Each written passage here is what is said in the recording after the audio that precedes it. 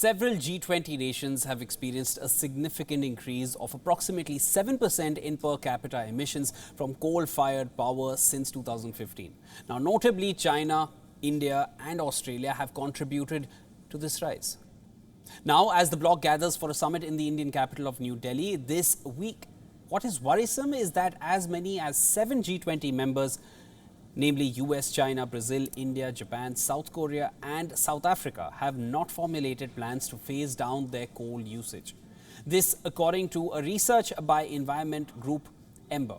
G20 nations account for about 80% of world power sector emissions. This with per capita carbon dioxide from coal power at 1.6 tons last year, up from 1.5 tons in 2015 and significantly higher against a global average of 1.1 tons.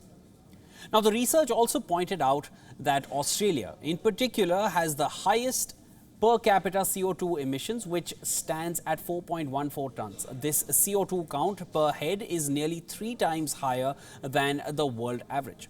This was followed by South Korea with 3.27 tons of per capita emissions. On the other hand, China, the world's biggest coal consumer and the biggest source of CO2, saw per capita emissions reach 3.1 tons in 2022.